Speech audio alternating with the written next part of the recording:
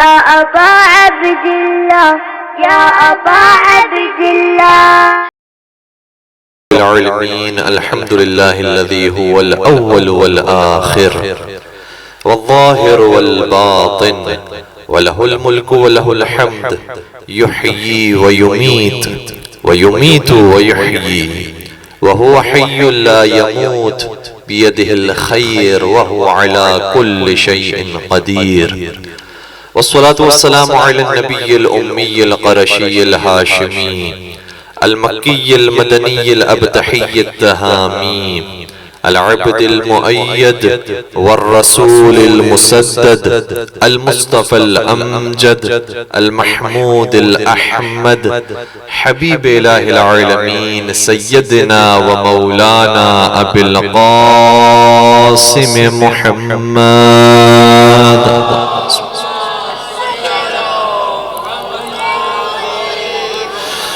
ولعنة الله على أعدائهم أجمعين. أما بعد فقد قال الله تبارك وتعالى في محكم كتابه المجيد وفرقانه الحميد بسم الله الرحمن الرحيم وضرب الله مثلا للذين كفروا امرأة نوح وامرأة لوط كانتا تحت عبدين من عبادنا الصالحين فخانتاهما فلم يغنيا عنهما من الله شيئا وقيل ادخل النار مع الداخلين. درود پڑھ دیجئے محمد و آل محمد.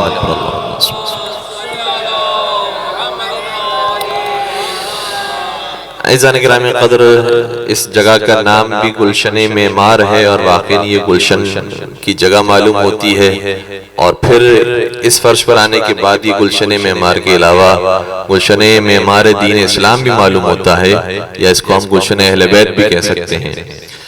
پروردگار انشاءاللہ گلشن اہل بیت میں سبھی کو آنے کی توفیق عطا فرمائے اور اہل بیت کے دامن سے ہمیشہ متمسک رہنے کی توفیق عطا فرمائے، کیونکہ یہی وہ گلشن اور یہی وہ در ہے کہ جہاں سے وابستہ ہونے کا حکم پیغمبر اکرم نے دیا تھا کہ قرآن سے وابستہ رہیں اور اہل بیت سے وابستہ رہیں.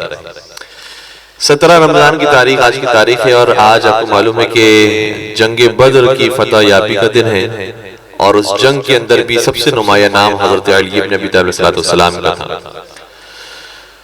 اور اس جنگ کے اندر مولا متقیان کی عمر مبارک بہت چھوٹی تھی، لیکن اس کے باوجود جب جنگ ہوئی تو علم دیا گیا تو علی ابن ابی طالب کو دیا گیا.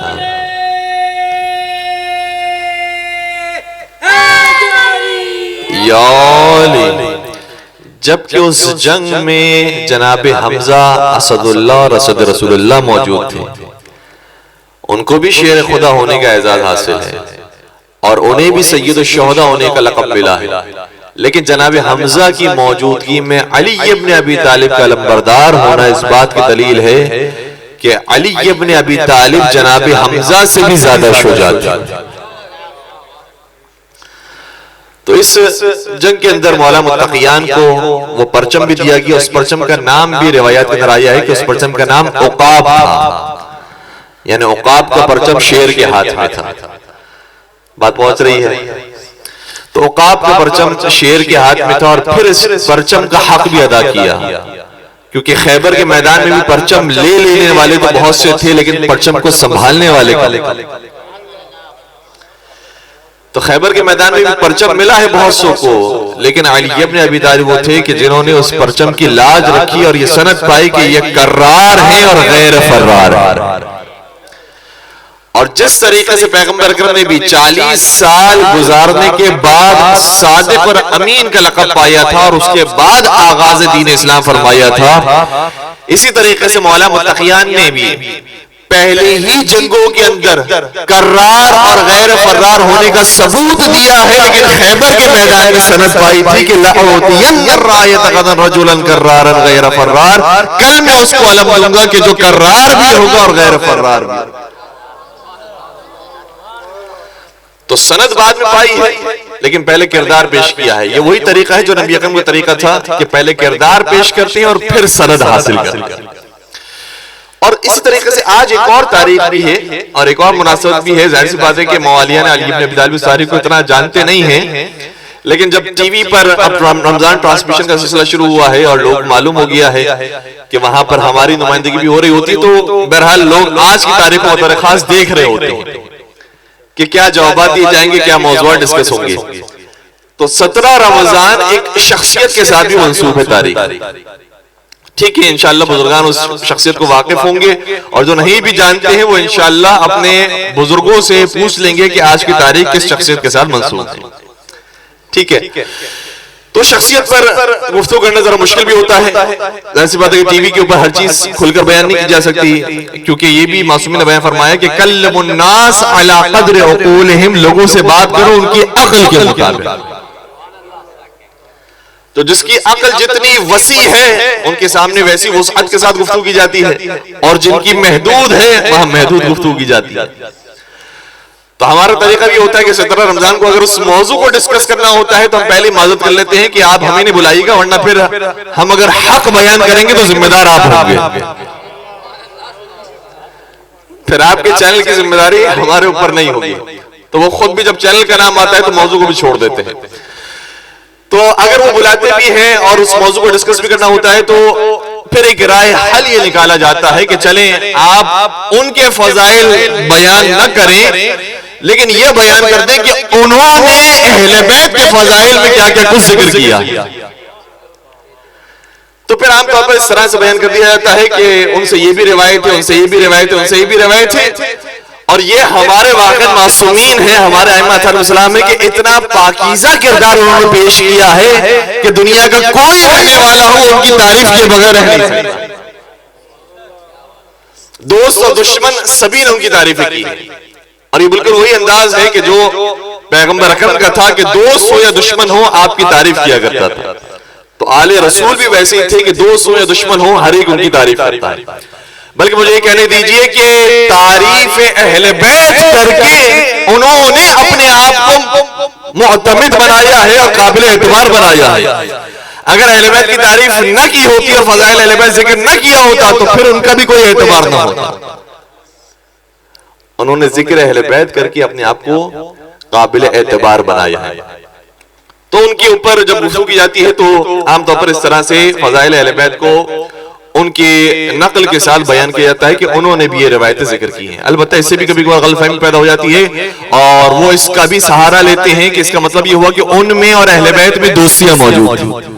ہم کہیں گے کاش یہ تمنا پوری ہو جائے، کاش یہ حسرت پوری ہو جائے کہ دونوں کے اندر دوستیاں ہو جائیں. یہ حسرت اسی وقت پوری ہو سکتی ہے کہ جب تاریخ کو ہم دوبارہ سے الٹائیں اور تاریخ کو دوبارہ سے ہم لکھیں اور دوبارہ سے واقعات رونما ہو تو شاید پھر ہو سکتا ہے کہ منظر کچھ تبدیل ہو جائے.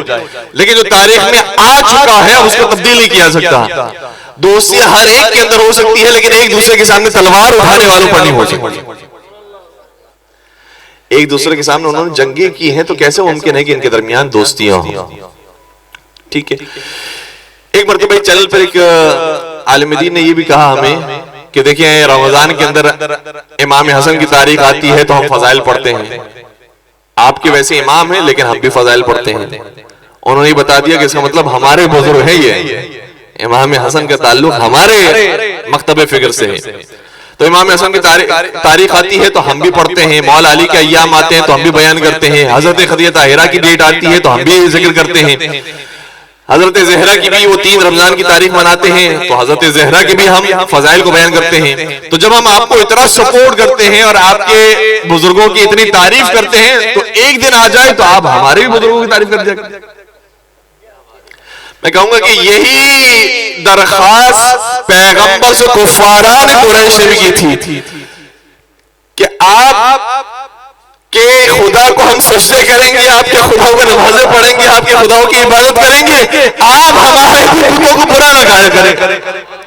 تو جو جواب پیغمبر اکرم نے دیا تھا وہی جواب ہم دیں گے کہ ہمارا کلمہ یہ نہیں کہ اللہ صرف موجود ہے اور اللہ کو ہم احد مانتے ہیں، بلکہ ہمارے کلمے کا آغاز اسی سے ہوتا ہے کہ لا الہ الا اللہ. جتنے جھوٹے معبود ہیں ان کا انکار کرتے ہیں اور جو سچا خدا اس کا اقرار کرتے ہیں. اسی طریقے سے جتنے جھوٹے خلفاء ہیں ان کا انکار کرتے ہیں، جو سچا خلیفہ ہے اس کا اقرار کرتے ہیں.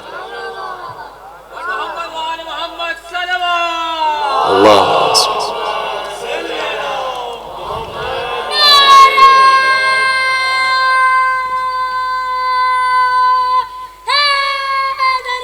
یا علی اپنے صحت و تندرستی کے لیے بھی.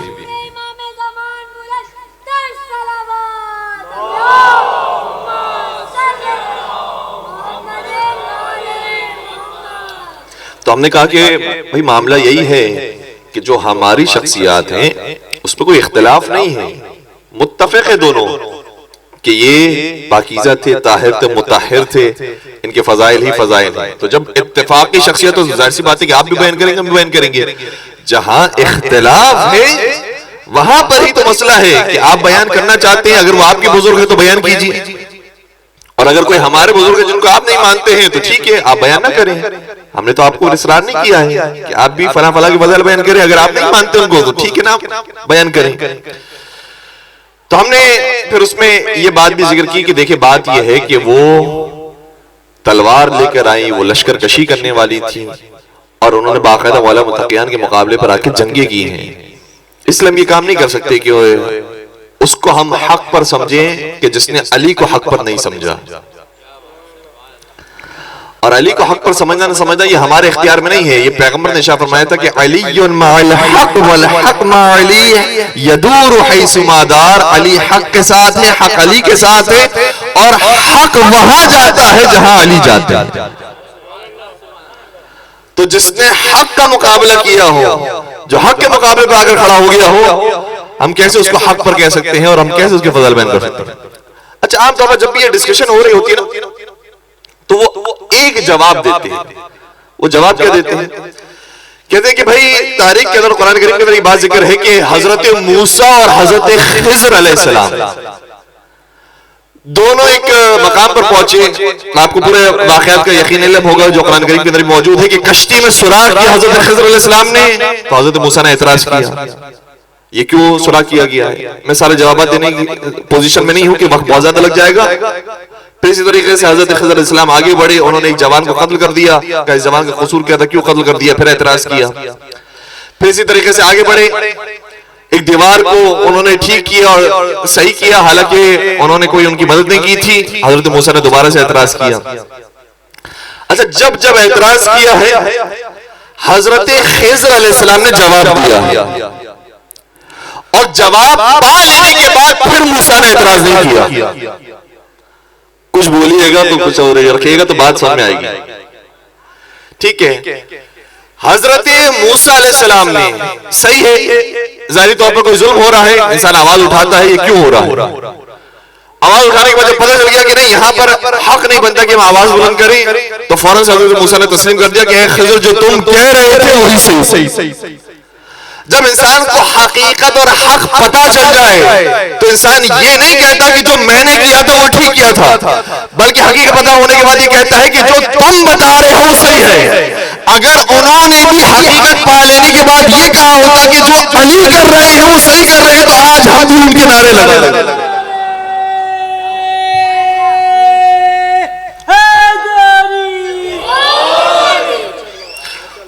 اور پورے قرآن میں آپ کو حضرت خضر اور حضرت موسیٰ کے علاوہ کوئی اور مثال نہیں ملے گی. صرف یہ دو انبیاء کی مثال ایسے ملے گی جن کو ہم کہہ سکتے ہیں کہ دونوں ہی علیہ السلام ہیں اور دونوں میں اختلاف رائے پایا جاتا ہے. ٹھیک ہے, اور دونوں ہی علیہ السلام ہیں, کیونکہ ان کا کہنا یہی ہے نا کہ دونوں ہی رضی اللہ ہیں. جس طریقے سے انبیاء میں دونوں ہی علیہ السلام ہیں, یہ دونوں بھی رضی اللہ ہیں. حضرت موسیٰ حضرت خضر دونوں علیہ السلام, وہ دونوں بھی رضی اللہ. تو اس کا سب سے پہلا جواب تو یہ ہے کہ جب انہیں حق پتہ چل گیا, ان کو باطن کا علم ہو گیا, تو انہوں نے یہ نہیں کہا کہ جو میں کہہ رہا تھا وہ صحیح تھا, ان کا جو آپ فرما رہے تھے وہ صحیح. تو اگر وہ بھی ایسا کہنے والے ہوتے تو آج ہم بھی ان کے قصیدے پڑھ رہے ہوتے کہ انہوں نے حق پا لیا تو حق کے راستے کو اپنا لیا. کسی نے کیا خوب کہا کہ ہم نے کب کہا کہ ہماری ہے کربلا, ہم نے کب کہا کہ ہماری ہے کربلا, حق بات تم کہو تو تمہاری ہے کربلا. ہمیں اس سے مطلب تھوڑی ہے, ہمیں تو اس سے مطلب ہے کہ کون حق پر ہے, کون حق کا ساتھ دینے والا ہے, چاہے وہ کسی بھی نام کا ہو, اگر حق پر ہوگا تو وہ ہمارا ہوگا. دوسری بات یہ ہے کہ کبھی کبھار اختلاف نظر ہوتا ہے اور واقعات میں سے ان کو کوئی اور واقعہ نہیں ملتا, صرف یہی واقعہ ملتا. حالانکہ اس واقعے کے اندر اس کی ابتدا اس چیز سے ہے کہ حضرت موسیٰ علیہ السلام میں یہ احساس پیدا ہوا تھا کہ میں اپنے زمانے کا سب سے بڑا عالم ہوں. تو ان کو سمجھانے کے لیے، ان کی اخلاقی تربیت کرنے کے لیے کہ دیکھو قرآن میں یہ بھی ہے کہ وَفَوْقَ كُلِّ ذِي عِلْمٍ عَلِيمٍ، ہر عالم کے اوپر ایک اور عالم رکھا. تو ان کی تربیت نفس کے لیے، ان کے تزکیہ نفس کے لیے کہ آپ خدا نخواستہ غرور علمی کے اندر بھی مبتلا نہ ہو جائیں، اس لیے حضرت خضر علیہ السلام کو بھیجا گیا تھا. ورنہ حضرت موسیٰ علیہ السلام پوری قوم کو لے کر کوئی یہ احتجاج کرنے کے لیے نہیں آئی تھی کہ جو میں کہہ رہا ہوں وہی صحیح ہے، اگر تم نہیں مانو گے تو میں قتل کر دوں گا، اگر تم نہیں مانو تو خون ریزی ہوگی. حضرت موسیٰ نے کوئی ایسا کام نہیں کیا تھا، بلکہ صرف اپنے دل کے اندر یہ سوچا تھا کہ شاید میں سب سے بڑا عالم ہوں. تو ان کی تربیت کے لیے کسی اور عالم کو بھیجا گیا تاکہ پتہ چلے کہ نہیں، ان سے بڑا ایک عالم موجود ہے. اور حضرت موسیٰ علیہ السلام نے ساری چیزوں کو تسلیم کیا. لیکن اگر کوئی شخص حق کو پہچانتا ہو، جانتا ہو کہ علی ابن ابی طالب وہ ہیں کہ جو وصی مصطفیٰ بھی ہیں، وزیر محمد مصطفیٰ بھی ہیں، جانشین رسول بھی ہیں اور اولو الامر بھی ہیں، اس کے باوجود مخالفت کو آ جائے، اور مخالفت ایسی نہ ہو کہ جو صرف زبان کی حد تک رہے کہ میں آپ کو تسلیم نہیں کرتا. اگر کوئی زبان کی حد تک فتوی بیان کرے، کوئی زبان کی حد تک اپنا اوپینین بیان کرے تو ہمیں کوئی اتنا زیادہ اشکال بھی نہیں ہے. جس طریقے سے امام ابو حنیفہ نے کیا، امام مالک نے کیا، امام احمد ابن حنبل نے کیا، امام شافعی نے کیا، اگر انہوں نے فتوی دی ہے اپنے مقام پر، انہوں نے اپنے علم کے ذریعے اپنا اوپینین ظاہر کیا ہے. لیکن اگر کوئی شخص سارے مسلمانوں کو کھوج کر آ جائے اور کہے کہ ہم مسلمان ہیں، یہ کافر ہیں، ہم ٹھیک ہیں، یہ واجب القتل ہے، اور جاؤ ان کا مقابلہ کرو، اور کئی سارے افراد اس کے اندر مارے جائیں. جنگ جمل کے اندر مرنے والوں کی تعداد 20,000 مسلمانوں کی تھی. تو مجھے بتاؤ 20,000 مسلمانوں کا خون کس کے ذمہ ہوگا؟ 20,000 مسلمان اس کے اندر مارے گئے. تو قرآن کی یہ آیت بھی پڑھیے کہ من قتل نفسا بغیر نفس فکأنما قتل الناس جميعا، جس نے ایک شخص کو بھی مار دیا، ایک کو بھی مارا ہے، اس کا گناہ یہ ہے کہ جیسے پوری انسانیت کا قتل کر دیا. جس نے ناحق 20,000 افراد جس کے اندر مارے گئے ہوں، کتنا بڑا قصوروار ہوگا وہ شخص. اور اگر کسی نے قصور کر بھی دیا ہے، اس کے بعد توبہ ان کی ثابت ہو جائے، معافی ان کی ثابت ہو جائے، تو ہم قبول کرنے کے تیار ہیں. اور ہمارے پاس اس کی دلیل موجود ہے. اگر ہور نے بھی اپنے لشکر کو سامنے پیش کیا تھا اور اس کا ارادہ یہ تھا کہ میں روکوں گا امام حسین کے لشکر کو، لیکن پھر بعد میں سچی توبہ کر لی، تو سچی توبہ کرنے کے بعد آج ہم صرف ہور نہیں کہتے، ہور علیہ السلام کہتے ہیں. اگر انہوں نے بھی سچی توبہ کر لی ہوتی تو چاہے لشکر کشی بھی کی ہوتی، سچی توبہ کرنے کے بعد ہم انہیں بھی سلام اللہ ہی کہتے ہیں.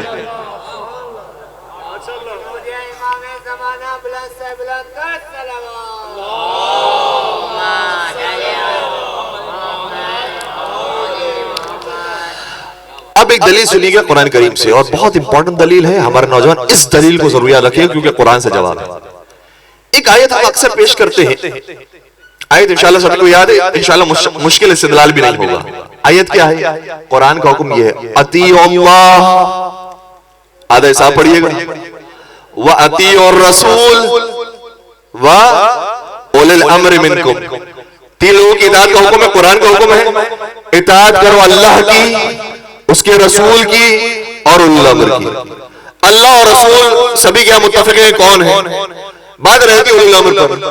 ہمارا کہنا یہ کہ اولی الامر معصومین کی ذات سے، ائمہ علیہ السلام کی ذات سے. جو ہمارے بھائی ان کا کہنا یہ ہے کہ نہیں، اولی الامر سے مراد وہ ہے کہ جو صاحبان امر ہیں، اقتدار رکھنے والے ہیں، حکومت رکھنے والے ہیں، جو حکمران ہوتے ہیں وہ اولی الامر ہوتے ہیں. ٹھیک ہے، یہ نظریات کے اندر اختلاف ہے. ہم اس سلسلے کو مانتے ہیں کہ جو پاک و پاکیزہ ہوتا ہے، اولی الامر وہی ہوگا کہ جس میں شب قدر امر نازل ہوتا ہوگا. تنزل الملائکۃ والروح فیہا باذن ربہم من کل امر. جو امر لے کر آتے ہیں اور جس کے اوپر امر اترتا ہے اسے ہم اولی الامر کہتے ہیں.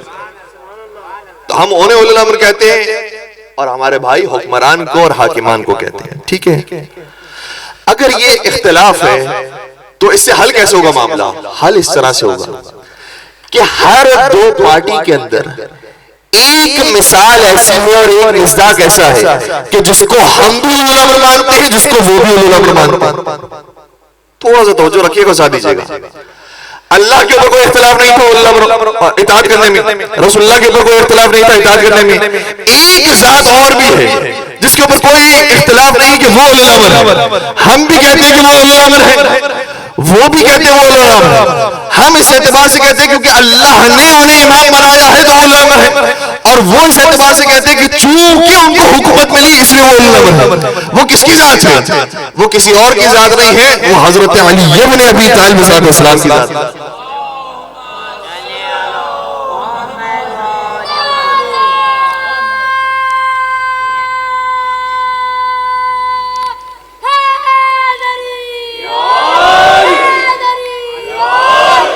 مسئلہ اب حل ہونے جا رہا ہے. ایک ذات اللہ کی جس میں کوئی اختلاف نہیں ہے. اگر کوئی کہے میں اللہ کی اطاعت نہیں کرتا اسے مسلمان مانا جائے گا؟ جواب دیجئے. قرآن کریم کی آیت ہے. اگر کوئی میں اللہ کی اطاعت نہیں کرتا، اللہ کہہ رہا اللہ کی اطاعت کرو، کہنے اللہ کی اطاعت نہیں کرتا مسلمان نہیں ہو سکتا. کہ رسول اللہ کی اطاعت نہیں کرتا مسلمان نہیں ہو سکتا. کہ اولی الامر کی اطاعت نہیں کرتا مسلمان نہیں ہو سکتا. اختلاف یہ تھا کہ اولی الامر ہے کون. اگر اولی الامر میں کوئی ایسی مثال مل جائے کہ جس پر سارے مسلمان متفق ہوں کہ یہ تو کم از کم اولی الامر ہے، تو اس کی اطاعت بھی ایسی ہی کرنی ہوگی جیسے رسول کی اطاعت ہوتی ہے اور اللہ کی اطاعت. اور اگر کوئی اس کی اطاعت تو دور کی بات اطاعت نہ کرتا ہو نہ کرے، اگر کوئی اس کے مقابلے میں جھنگ کے آ جائے، اگر کوئی اس کے مقابلے میں لشکر کشی کرے، تلوار اٹھائے اور لوگوں کو جمع کرو اور کہے کہ یہ واجب القتل ہے، یہ دین سے خارج ہو گیا ہے، اس کا مقابلہ کرو، اور اس کو دین سے خارج سمجھے، تو وہ ہر کوئی ہو سکتا ہے، اولی الامر کا مخالف مسلمان نہیں ہو. مل کے درود پڑھ دیجئے محمد وآلہ.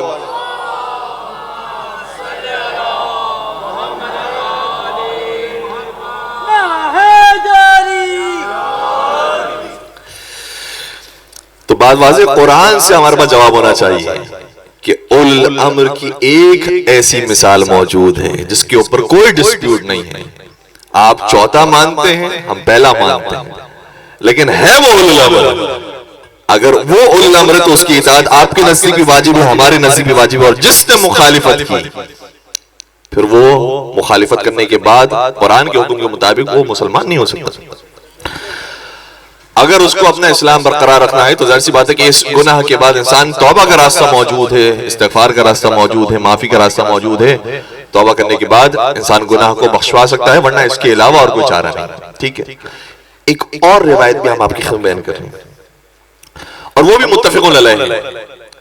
پیغمبر نے شاہ فرمایا یا علی سلمک سلمی وحربک حربی. اے علی آپ کی سلو آپ کی نہیں میری سلو ہے، اور آپ کی جنگ نہیں میری جنگ ہے. اب علی مرتضیٰ اگر جنگ کریں تو جنگ علی کی نہیں ہے نبی کی ہے. تو جب جنگ علی نہیں جنگ نبی ہے، تو جو علی کے مقابلے پر آیا ہے وہ علی کے مقابلے پر نہیں، وہ نبی کے مقابلے پر. بات بہت واضح ہے. اس لیے ہمارے لیے کوئی ڈسپیوٹڈ بات نہیں ہے، ہم بہت مطمئن ہیں اس حوالے سے.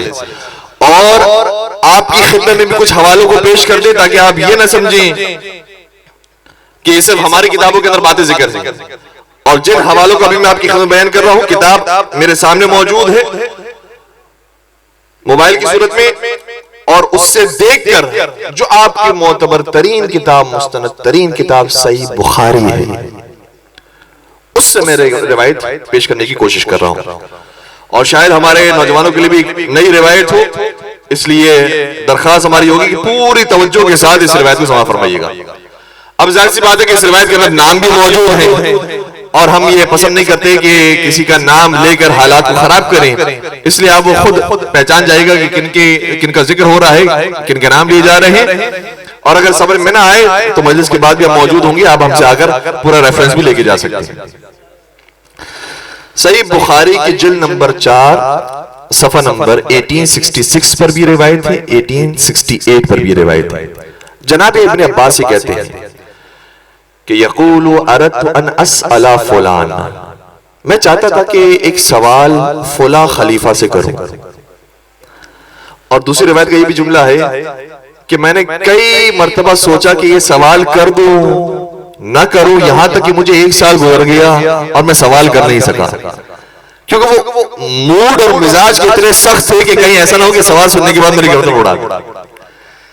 اس لیے میں ان کے اطمینان خاطر کا خیال رکھتے ہوئے کہ جب وہ اچھے موڈ میں ہو، اچھے مزاج میں، اس وقت میں سوال کروں تاکہ مجھے وہ بہترین جواب دے دیں۔ میں انتظار کرتا رہا، یہاں تک ایک دن میں نے کہا کہ ان کو کہا مخاطب کر کے کہ یا امیر المومنین، اب عزت احترام کے ساتھ بات کی تاکہ اچھی طریقے سے جواب مل جائے۔ کیا لگے کہ من المرأتان اللتان تظاہرتا علی رسول اللہ، وہ کون سی 2 خواتین تھی کہ جنہوں نے رسول اللہ کے خلاف محاذ آرائی کی، جنہوں نے رسول اللہ کو پریشان کیا؟ وہ کون سی 2 خواتین تھیں کہ جنہوں نے رسول اللہ کو پریشان کیا؟ فما اتممت کلامی حتی قال فلان و فلان، میں اب یہ بات کہنے والا تھا کہ بھائی وہ جو 2 خواتین ہیں کہ جنہوں نے رسول اللہ کے خلاف محاذ آرائی کی تھی، اس میں سورہ تحریم کی آیتیں بھی موجود ہیں اور فلاں آیتیں فلاں آیتیں فلاں آیتیں۔ ابھی میں بات کنٹینیو کر رہا تھا کہ انہوں نے روک دیا اور سمجھ گیا کہ کن کی بارے بات ہو رہی تھی، تو انہوں نے نام لے کر کہا کہ وہ فلاں اور فلاں تھی۔ بات ختم ہو گئی۔ ایسا تو نہیں کہ آپ نام کا انتظار کر رہے ہو، اس کے بعد پھر نعرہ لگے گا۔ مل کے درود پڑھ دیجیے محمد وآلہ محمد۔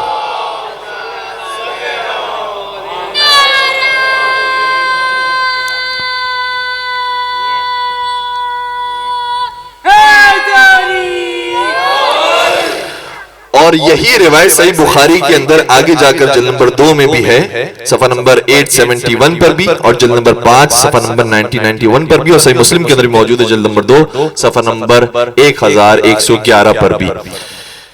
اور یہ ہمارے نوجوان کو یاد ہونا چاہیے سورہ بھی کہ جس کے اندر 2 خواتین کی طرف اشارہ کیا گیا۔ کون سا سورہ؟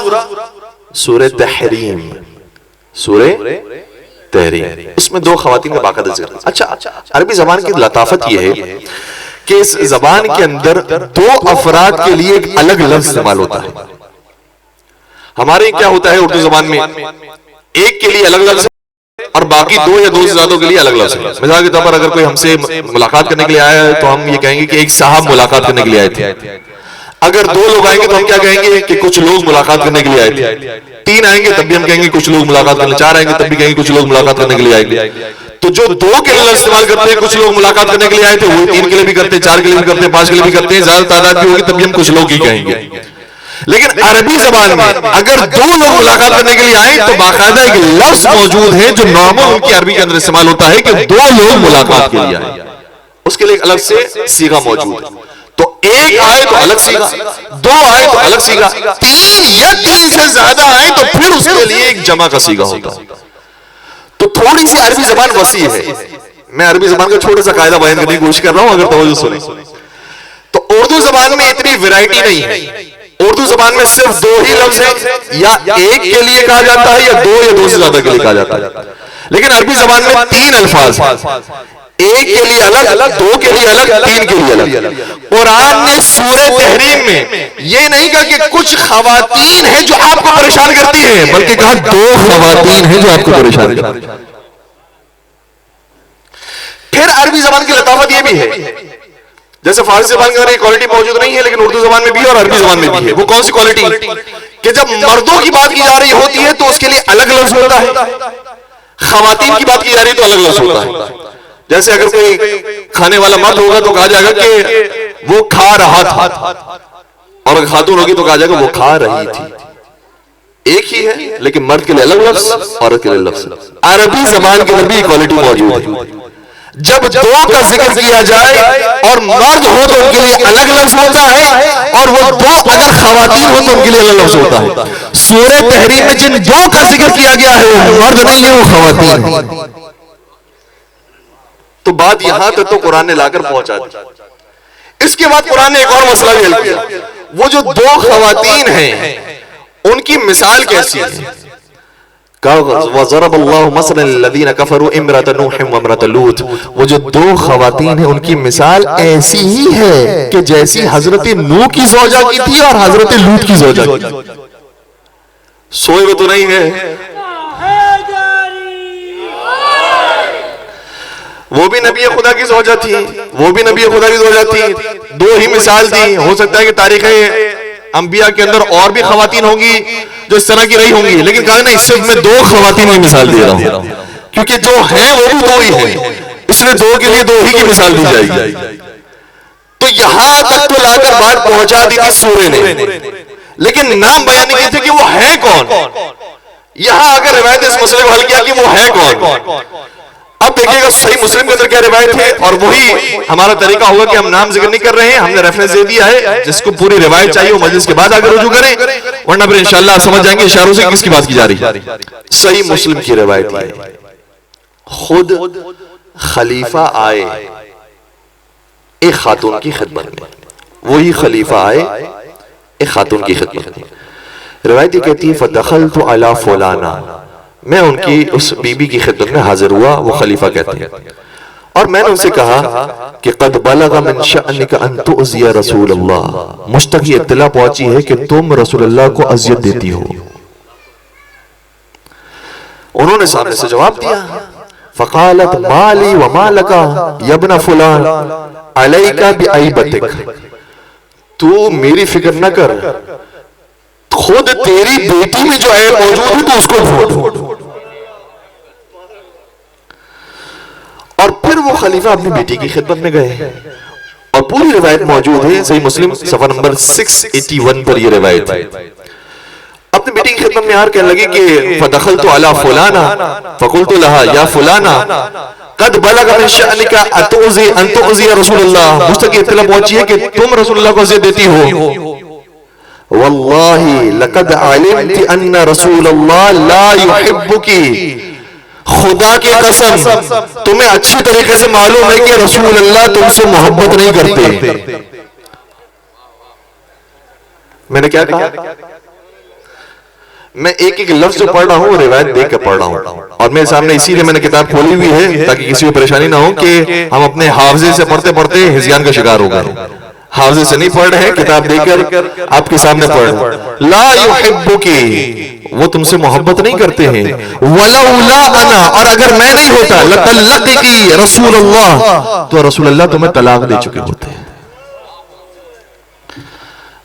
اب جو روایتیں ہیں وہ صرف ہماری کتابوں میں نہیں ہیں.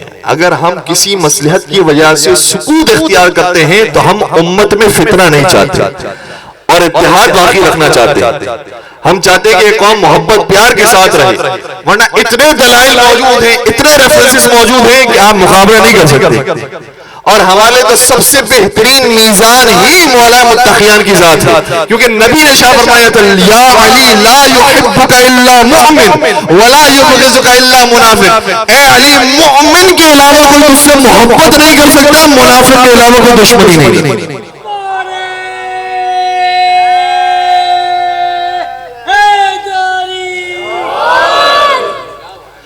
تو حضرت علی مرتضیٰ کی ذات گرامی موجود ہے، اور یہ شبیہ رسول، یہ شبیہ رسول ہے، نفس رسول ہے. آئے مباہلہ کے اندر آیا انفسنا و انفسکم، مباہلہ کے میدان میں ہم اپنے نفسوں کو لائیں گے، تم اپنے نفسوں کو لے کر آئیں گے. تو نفس رسول بن کر کوئی چلے ہیں تو علی ابن ابی طالب صلی اللہ علیہ وسلم چلے.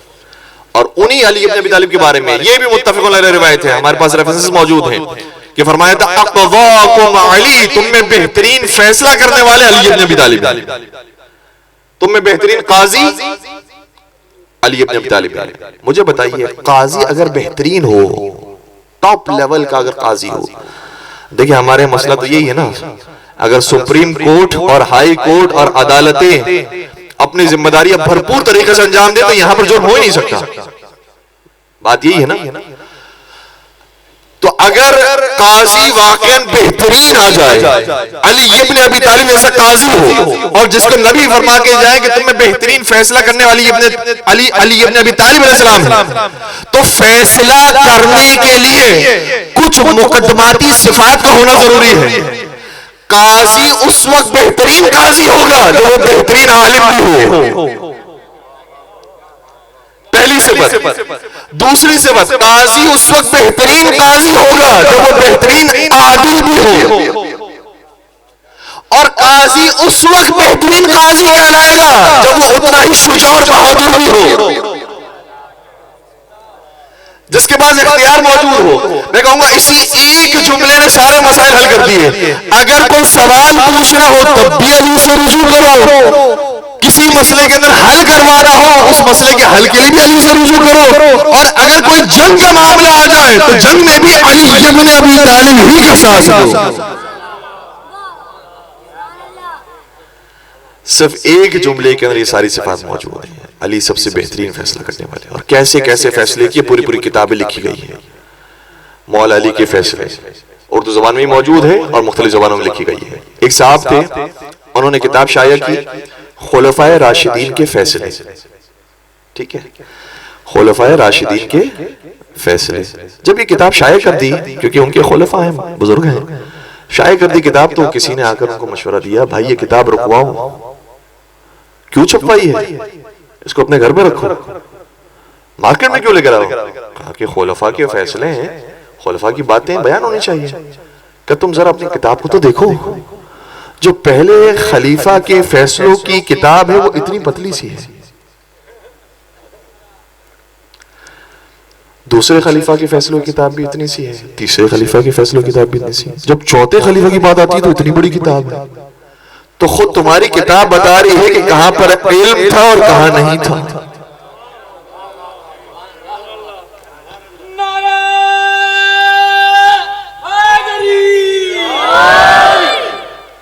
اور تمہاری کتاب ہی بتا رہی ہے کہ کہاں پر بہتا ہوا علم کا سمندر ہے, کہ جب کوئی بڑا مشکل سے مشکل مسئلہ آ گیا تو علی ابن ابی طالب نے حل فرمایا.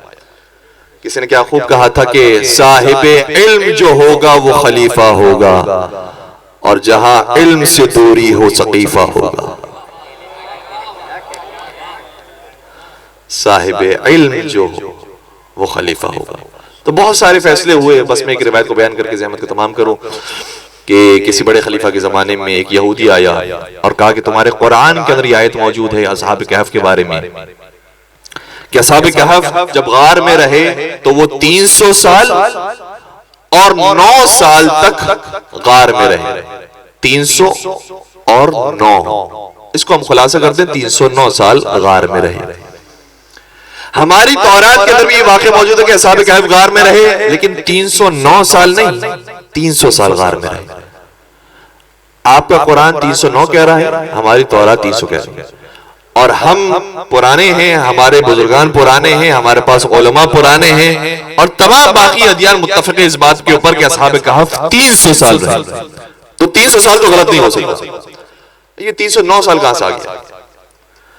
اب جو صرف قرآن پڑھا کرتے تھے اور قرآن حفظ کیا کرتے تھے وہ تو خاموش ہو گئے, لیکن جو قرآن کے وارث تھے وہ بولنے لگے.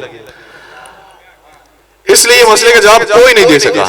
کسی نے کہا کہ نہیں تمہاری کتاب تحریف شدہ ہے, ہماری کتاب ٹھیک ہے. انہوں نے کہا کہ کیسے تحریف شدہ ہو سکتی ہے, ہمارے تو بزرگان نے یہی بات کی, اور صرف ہم تھوڑی کہہ رہے ہیں, عیسائی بھی یہی کہتے ہیں, جن کے ساتھ یہ خود واقع ہوا ہے خود ماننے والے ہیں وہ بھی یہی کہتے ہیں. صرف تمہاری کتاب کے اندر 309 لکھا, ہماری سب کی کتابوں کے اندر 300 سال لکھا ہوا ہے. یہ ہماری بات تو غلط نہیں ہو سکتی, تمہاری بات غلط ہے. آپس میں بس یہی کہہ رہے تھے کہ تمہاری کتاب غلط ہے, وہ کہہ رہا نہیں تمہاری کتاب غلط ہے. کوئی فیصلہ نہیں ہو پایا. فیصلہ کرنے کے لیے علی ابن ابی طالب تشریف لائے, اور کیا خوبصورت جواب دیا. فرمایا جو تمہاری کتاب میں لکھا ہے وہ بھی صحیح لکھا ہے, جو ہمارے قرآن میں لکھا ہے وہ بھی صحیح لکھا ہے. کہ یہ تو ہو نہیں سکتا, یہ تو بالکل وہی ہو گیا جیسے جنگ میں ہوا تھا کہ وہ بھی صحیح ہے یہ بھی صحیح, یہ دوبارہ کیسے آ گیا. کہ نہیں, بات یہ ہے کہ وہ صحیح کس اعتبار سے یہ سمجھو, اور وہ صحیح کس اعتبار سے سمجھو, ورنہ ایک وقت میں کبھی بھی دونوں صحیح نہیں ہو سکتے. کیسے ہو سکتا ہے کہ 2 جمع 2 کبھی 4 ہو جائے اور کبھی 5 ہو جائے, ایسا تو نہیں ہو سکتا.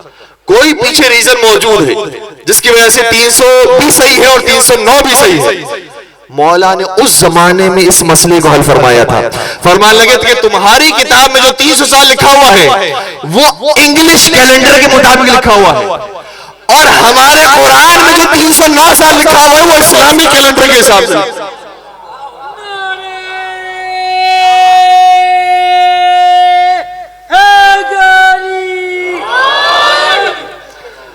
اور آج جا کر دنیا صدیوں پر پہنچی ہے کہ اسلامی جس کو قمری کیلنڈر کہا جاتا ہے اور انگلش جس کو شمسی کیلنڈر کہا جاتا ہے, اس کے اندر ہر سال 12 دنوں کا فرق آتا ہے.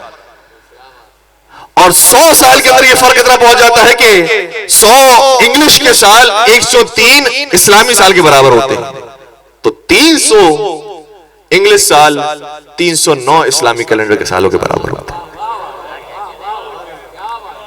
کہ تمہارا بھی کیلنڈر صحیح، تمہاری کتاب بھی صحیح کہہ رہی ہے، ہماری کتاب بھی صحیح کہہ رہی ہے۔ اور اتنا خوبصورت جواب دیا تو اسے بھی رہا نہیں گیا اور ماننے پر مجبور ہو گیا کہ اشہد ان لا الہ الا اللہ واشہد ان محمد رسول اللہ واشہد ان علی ولی اللہ، میں گواہی دیتا ہوں کہ اللہ کے علاوہ کوئی معبود نہیں، محمد مصطفیٰ اللہ کے رسول ہیں اور علی مرتضی اللہ کے ولی۔ بس عزیزوں، وہ علی ابن ابی طالب، ان کے ابھی ایام اب شروع ہو رہے ہیں۔ علی ابن ابی طالب کی امامت کے اوپر ایک جملہ خلیل ابن احمد فرائدی نے کہا ہے، کتنا خوبصورت جملہ کہا ہے، کہا علی کی امامت کے لیے اتنی ہی بات کافی ہے کہ استغناؤہ عن الکل واحتیاج الکل الی دلیل علی انہ امام الکل، کہ علی کا ساری دنیا سے بے نیاز ہونا، علی کسی کے محتاج نہیں ہے، علم میں بھی، شجاعت میں بھی، سخاوت میں بھی کسی کے محتاج نہیں، علی کا ساری دنیا سے بے نیاز ہونا اور ساری دنیا کا علی کا نیازمند ہونا، اس بات کی دلیل ہے کہ علی ساری دنیا کے امام ہیں۔ کیا خوبصورت بات کی، ہر ایک علی کے در پر آتا ہے، بھیک لے کر جاتا ہے، لیکن علی ابن ابی طالب کسی کے دروازے پر نہیں گئے، اور جو علی ابن ابی طالب کے دروازے پر آیا وہ کبھی خالی ہاتھ نہیں لوٹا۔ بس عزیزوں، علی ابن ابی طالب علیہ السلام کے اتنے فرامین، اتنے واقعات موجود ہیں کہ ہم عشروں کے عشر بھی رکھیں تو کم پڑ جائیں، لیکن جس زمانے میں علی ابن ابی طالب رہتے تھے اتنے دشمن تھے ان کے، ممبروں سے سب کو شتم کیا جا رہا ہے، علی نام رکھنے پر قتل کر دیا جاتا تھا، باقاعدہ روایت کا جملہ یہ ہے قتلوہ، علی کا نام کسی کو نام کے اوپر رکھا جاتا تھا تو اس کو قتل کر دیا جاتا تھا، اور لوگ ڈرتے تھے کہ اپنے بچوں کے نام علی رکھیں۔ آج تو کتنا زمانہ تبدیل ہو گیا ہے کہ آج ہم کھل کے علی علی تو کر سکتے ہیں۔ اسی لیے مروان کے بارے میں واقع ملتا ہے کتاب کافی کے اندر، اور ہمارے یہاں ذرا معروف ہے ممبروں کی زبان سے، کوفہ کے اندر بھی ابن زیاد نے یہی سوال کیا تھا، مروان کے بارے میں بھی بالکل یہی بات ملتی ہے۔ چوتھے سرکار سے سوال کیا کہ آپ کا نام کیا ہے؟ کہا میرا نام علی بن الحسین ہے۔ کہا آپ کا نام علی ہے؟ کہا آپ کے بھائی کا نام کیا ہے؟ کہا ان کا نام بھی علی ہے۔ کہا علی و علی، آپ کا نام بھی علی، ان کا نام بھی علی ہے۔ کہا میرے بابا نے جتنے بیٹے پیدا ہوئے سب کے نام علی رکھے۔ پھر مروان کی اس بات کو اپنے بابا کی خدمت میں آ کر پیش کیا تو مولا حسین نے فرمایا خدا کی قسم اگر میرے 100 بیٹے ہوتے تو سب کا نام علی رکھتا۔ ایسے نام میں علی کو زندہ رکھا ہے حسین نے، اور وہ علی ابن ابی طالب تھے کہ جن کا نام بلند کیا مولا امام حسین علیہ السلام نے، ان کا نام زندہ رکھا۔ اور کربلا میں بھی ایک علی ہے جس کو علی اصغر کہتے ہیں، اس کا بھی کوئی قصور نہیں ہے، صرف قصور یہ ہے کہ نام علی ہے، علی کا پوتا ہے، حسین کا بیٹا ہے، خاندان بنی ہاشم کا چشم و چراغ ہے۔ ورنہ 6 مہینے کا بچہ بھی کوئی غلطی کرتا ہے؟ 6 مہینے کا بچہ نہ قتل کر سکتا ہے، نہ چوری کر سکتا ہے، نہ کوئی اور جرم انجام دے سکتا ہے۔ ارے یہ تو بچہ وہ ہے کہ جو ہاتھوں میں تلوار نہیں اٹھا سکتا، یہ بچہ تو وہ ہے کہ جو خود کھڑے نہیں ہو سکتا۔ 6 مہینے کا بچہ، اس کا کوئی قصور نہیں ہے، صرف قصور یہ ہے کہ اس کا نام علی ہے، صرف قصور یہ ہے کہ یہ نام علی کو زندہ رکھنے والا ہے۔ عزادارو، اتنی قیمت چکائی ہے ذکر علی کی علی والوں نے۔ کسی نے کیا خوب کہا تھا کہ بڑے بڑوں سے بڑا ہے حسین کا اصغر، بڑے بڑوں سے بڑا ہے حسین کا اصغر، حسینیت کی بقا ہے حسین کا اصغر، حسینیت کی بقا ہے حسین کا اصغر۔ قدم اٹھا نہیں پایا مگر یزید تیرے، قدم اٹھا نہیں پایا مگر یزید تیرے، قدم اٹھا گیا ہے حسین کا اصغر۔ اگر حضرت علی اصغر نہ ہوتے تو واقعہ کربلا کبھی مکمل نہ ہوتا۔ حضرت عباس کے اوپر ہماری جانیں قربان ہو، حضرت علی اکبر پر ہماری جانیں قربان ہو، حضرت قاسم پر ہماری جانیں قربان ہو، مولا حسین پر ہمارا سب کچھ قربان ہو، لیکن میری اصغر اگر آپ نہ ہوتے تو یہ صدائے استغاثہ اتنی دور تک نہ جاتی۔ آج جہاں میں حسین حسین ہے تو اس میں آپ کا کردار ہے۔ ہم یورپ کے اندر، امریکہ کے اندر، کینیڈا کے اندر جب جلوس نکالتے ہیں تو وہاں پر نہ عباس کی تصویر کو پیش کرتے ہیں، نہ مولا حسین کی تصویر کو پیش کرتے ہیں، نہ مولا علی اکبر کی تصویر کو پیش کرتے ہیں، ہمیں 6 مہینے کی تصویر پیش کرتے ہیں جس کے گردن پر تیر لگا ہوا ہے۔ بتاؤ اس کا قصور کیا تھا؟ اس کو کیوں کربلا میں مارا؟ کیا کربلا میں پانی کم تھا؟ پانی تو دریا فرات میں موجود تھا، پھر اسے کیوں پیاسا رکھا گیا؟ ارے رمضان کے مہینے میں اسی کراچی شہر کا حال یہ ہوتا ہے کہ جب افطار کا وقت آتا ہے تو پانی کی سبیلیں لگ جاتی ہیں، کھانے کی سبیلیں لگ جاتی ہیں۔ جو پانی پلانے والا ہے وہ پانی پینے والے سے یہ نہیں پوچھتا تو نے روزہ رکھا تھا یا نہیں رکھا تھا، وہ دیکھتا ہے کہ پیاسا ہے یا نہیں ہے۔ وہ یہ نہیں پوچھتا کہ تو کس مکتب فکر کا ہے، یہ نہیں پوچھتا کہ تو کس دین کا، کس مذہب کا ہے، بس یہ دیکھتا ہے کہ اگر مسافر ہے، اگر پیاسا ہے تو اس کو پانی پلا دیا جائے، اور اگر کوئی پیاسا بچہ ہو تو خود جلدی جلدی آتے ہیں ٹھنڈا ٹھنڈا پانی پلاتے ہیں۔ میں کہوں گا اے مولا کاش ہم یہاں ہوتے تو یہاں تو ہم بغیر کسی فرقے کے، بغیر کسی دین کے ہر ایک کو پانی پلانے والے ہوتے ہیں۔ یہ نہیں پوچھا جاتا اس کا مذہب کیا، اس کا مسئلہ کیا ہے۔ اے حسین آپ تو رسول اللہ کے نواسے تھے، آپ تو علی کا خون تھے، آپ تو زہرا کے لخت جگر تھے، آپ کو اور آپ کی اولاد کو 3 دن کا بھوکا پیاسا کیوں مارا گیا؟ اجرکم اللہ۔ اے رمضان کے روزے رکھنے والوں، کربلا کی پیاس کو یاد کرو۔ کربلا میں کیسے کیسے پیاسے تھے، اور کربلا میں جتنے بھی پیاسے تھے ان کی پیاس بجھ گئی۔ جب شہادت ہو گئی تو پیاس بجھ گئی۔ یہ بھی روایت کے اندر آیا ہے۔ مولا علی اکبر تشریف لے گئے، برچھی لگی، فرمان لگے ہاذا رسول اللہ قد سقالی، اے بابا رسول اللہ آ گئے مجھے پانی پلا لے۔ اب میں نے جامع کوثر کو پی لیا ہے، اب مجھے کبھی پیاس نہیں لگے گی بابا، اب میری پیاس کے بارے میں فکر نہیں کیجیے گا۔ حضرت قاسم نے یہ فرمایا، رسول اللہ نے پانی پلا دیا۔ حضرت اکبر نے یہ فرمایا۔ ایک عالم کہتے ہیں کہ تمام شہداء کربلا نے یہی فرمایا تھا، رسول اللہ آ گئے ہیں، ہماری پیاس بجھ گئی ہے۔ لیکن اگر کسی نے نہیں کہا، جملہ سنیے گا، اگر کسی نے نہیں کہا تو وہ حسین کا بھائی عباس تھا۔ عالم کہتے ہیں سوال ہی پیدا ہوا کیوں نہیں کہ مولا غازی عباس سے کہ رسول اللہ آ گیا اور مجھے پانی پلا دیا، کہ اس لیے کیونکہ عباس شرمندہ تھے۔ آقا جب تک آپ رسول اللہ کے ہاتھ سے پانی نہیں پیے اس وقت میں عباس بھی پانی نہیں پیوں گا۔ اس لیے غازی عباس کی جملے اس طرح سے روایتوں موجود رہی ہے۔ اس کا مطلب یہ کہ غازی عباس پیاسے رہے، حسین کی پیاس کا انتظار کرتے رہے۔ لیکن ہاں نارو ایک اور پیاسا ہے جو غازی عباس کے بعد شہید ہونے کے لیے جا رہا ہے۔ اس 6 مہینے کے بچے کو مولا نے پیاس گوش میں لیا اور آ کر عجیب فکر ارشاد فرمایا جو کسی کے جاتے وقت شاید نہیں فرمایا۔ فرمانے لگے یا قوم ان لم یرحمونی فرحموا هذا الطفل الصغیر، اے قوم اگر تم مجھ پر رحم نہیں کھاتے ہو اس بچے پر رحم کھاؤ، اس کا قصور کیا ہے، تم مجھے قصوروار سمجھتے ہو۔ هذا دارو جواب آیا تو کیسا آیا؟ اخطا کلام الحسین، خربلا حسین کے کلام کو قضا کر دے، تیر سے شعبہ چلا، فضبح الطفل من العذر الى العذر، بچہ ایک کان سے دوسرے کان تک ذبح۔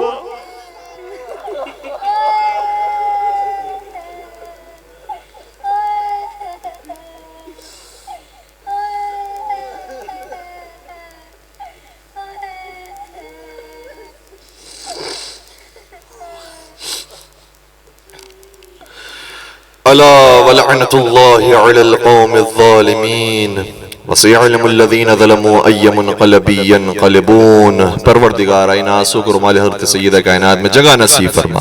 ان آنسوں کے صدقے میں ہم سب کو کربلا معلی کی نجف اشرف کی 4 معصومین کی زیارت نصیب فرما، حج اور عمرے کی سعادت نصیب فرما، ماہ مبارک رمضان میں زیادہ سے زیادہ تلاوت قرآن کریم کرنے کی توفیق عطا فرما، قرآن اور اہل بیت کے دامن سے ہمیشہ متمسک رہنے کی توفیق عطا فرما۔ پروردگارہ حق کو سمجھنے، حق پر چلنے اور حق کو پھیلانے کی توفیق عطا فرما۔ پروردگارہ جو باطل قوتیں ہیں ان کا مقابلہ کرنے کی توفیق عطا فرما۔ پروردگارہ ملک پاکستان میں استحکام نصیب فرما۔ پروردگارہ مسلمانوں میں اور مومنین میں اتحاد اور اتفاق قائم فرما۔ پالنے والے حاضرین مجلس کی جائز شرعی حاجات کو پورا فرما۔ بانیان مجلس کی نیک توفیقات میں اضافہ فرما۔ پروردگارہ حاضرین اور بانیان سبھی کے رزق حلال میں برکت و وسعت نصیب فرما۔ پروردگارہ سبھی کو رزق مادی اور معنوی سے سرفراز فرما۔ پروردگارہ جو ملک سے باہر ہمارے نوجوان موجود ہیں اور ملک سے واپس آنے میں ان کو پریشانی اور مشکلات درپیش ہیں، پروردگارہ ان مشکلات کو آسان فرما۔ پروردگارہ مقروضوں کے قرض کو غیب سے ادا فرما۔ بے جرم اسیروں کو رہائی نصیب فرما۔ مریضوں کو شفائے کامل اور عاجلہ نصیب فرما۔ بے اولاد ان کو اولاد صالحہ نصیب فرما، اور ہم سب کو مولا متقیان کے نقش قدم پر چلنے کی توفیق عطا فرما، اور حضرت امیر المومنین کے آخری فرزند حضرت حجت بن الحسن کے ظہور میں تعجیل فرما۔ ہمیں ان کے اعوان و انصار عاشقین و محبین میں شمار فرما۔